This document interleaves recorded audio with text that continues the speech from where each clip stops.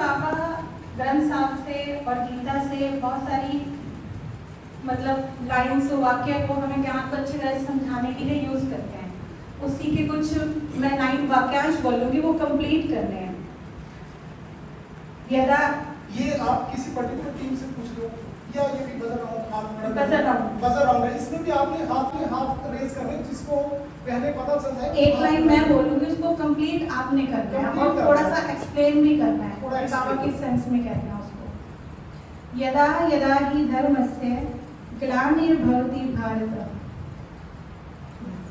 ये तो पहले ही हीरा बहन और अंग्रेजों बहन ने पहले ही हाथ खड़ा कर लिया। सोनम बहन ने भी किया, तो सोनम को शक्ति टीम को मौका दिया जाएगा इसके लिए। शक्ति टीम की तरफ माइक पूरा भी करना है, थोड़ा सा एक्सप्लेन। हाँ जी।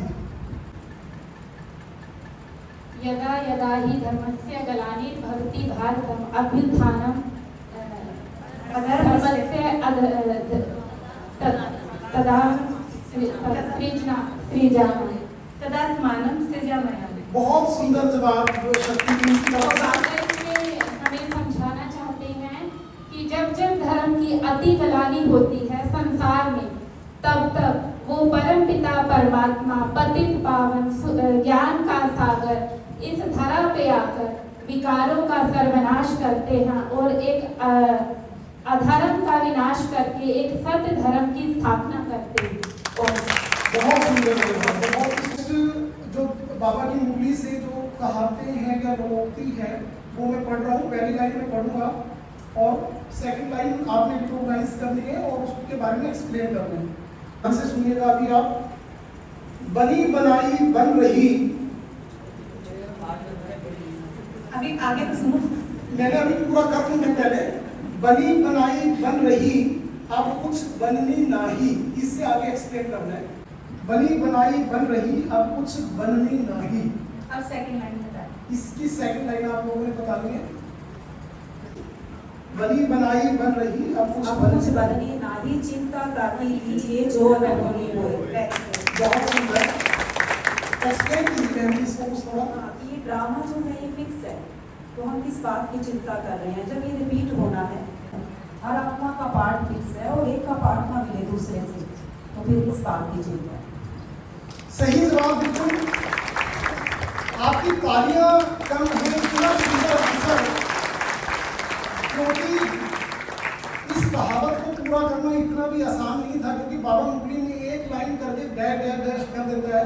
और ये बहुत बड़ी तपस्या और बहुत बड़ी बात है कि हम उसकी अगली लाइन कंप्लीट कर उसका अर्थ बता पा रहे हैं। बनी बनाई बन रही अब कुछ बननी नाही, चिंता ताकि कीजिए जो अनुभूति होई। अब तीसरी नेक्स्ट है सर्व धर्मानि परित्यज्य मामेकं शरणं व्रज। हीरा बहन और अंग्रेजों बहन ये महाभारत से लिया गया, गीता से लिया गया और संस्कृत में श्लोक है। सर्व धर्मानि परित्यज्य, ये इसमें कहा परमपिता परमात्मा नहीं आप कंप्लीट करेंगे पहले श्लोक की सेकंड लाइन। सर्व धर्मानि परित्यज्य मामेकं शरणं व्रज। ये तो बता सकते हो कि आप सभी नहीं, पहले लाइन पूरी करनी है बहन जी। श्लोक पूरा करना। श्लोक तो इनको सारों को आता है मुझे लगता है, लेकिन लाइन पहले पूरी करनी है। ये गीता के अध्याय 18 का 36वां श्लोक है। सर्व धर्म परित्याज्य मामेकं शरणं व्रज, अहं त्वं सर्वनामे सर्व धर्मान् त्याज्य परित्याज्य मामेकं शरणं व्रज, अहं त्वं प्रयाज्य मामेकं शरणं व्रज। इसमें भगवान ने हमारी कोशिश तो अच्छी की, पर अभी बीच में दूर है, थोड़ा सा बचा है। मुझे संस्कृत नहीं आती इसलिए बोलना नहीं आ रहा। मीनाक्षी बहन की तरफ माइक किया जाए एक बार। मीनाक्षी बहन ने पहले भी हाथ रेज किया था। सर्वधर्मानि परित्यज्य मामेकं शरणं व्रज, अहं सर्व पापो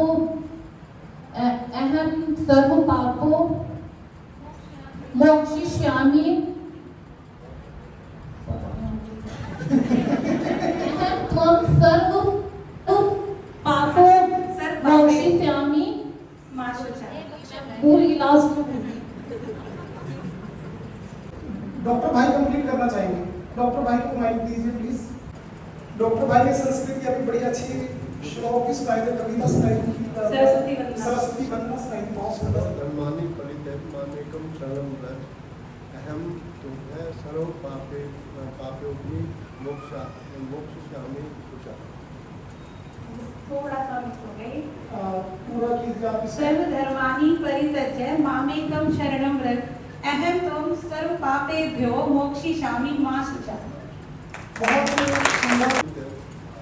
सब धर्मों को छोड़ शरद धर्मानि परित्यज्यमामेकं एक मेरी शरण में आया, मैं तुम्हें सब पापों से मुक्त कर दूंगा।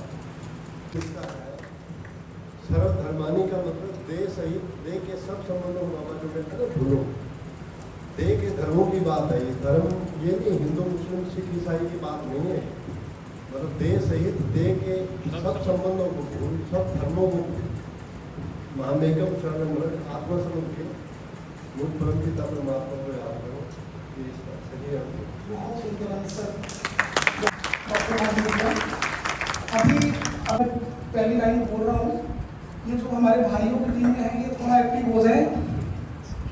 ये सबसे आसान है अभी, ये आप लोगों ने बिल्कुल हाथ खड़ा कर लेना है, अगर ना भी आता तो भी कर लेना एक बार, अपने आप आ जाएगा। क्योंकि हाथ खड़ा करना पहले बहुत जरूरी है, क्योंकि हीरा लेनी तो एकदम से हाथ खड़ा कर लेंगे फिर आपका नंबर कट जाएगा। तो मैं पहली लाइन पढ़ रहा हूँ, मुझ निर्गुण हारे में कोई गुण नहीं। भगवत भाई ने सबसे पहले हाथ खड़ा किया है एकदम से। आपे तरस फिरो आपके ही तरस कोई। बहुत सुंदर आंसर, बहुत सुंदर। या बाबा खाता तो भूल गया।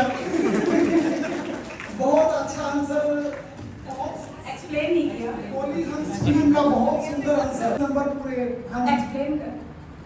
भक्त भगवान के सामने प्रार्थना करता है, ये मेरे परमपिता परमात्मा, मेरे अंदर कोई गुण नहीं है और ना ही मैं आपको पहचानता हूँ, आप ही मुझ पे दया करो और मेरे अवगुणों को दूर करो। मेरे अंदर वो सामर्थ्य भी नहीं है कि मैं अपने अवगुणों को दूर कर सकूं। बहुत सुंदर आंसर बाबा।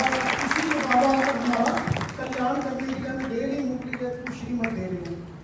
अब अगली जो कहावत है वो आप सब के लिए, भाई बहनों के लिए, ये टीम के लिए नहीं है हमारी, ये सभी भाई बहनों के लिए। और जो भी हाथ पहले खड़ा करेगा उसी से हम पूछेंगे। रेडी आप सभी?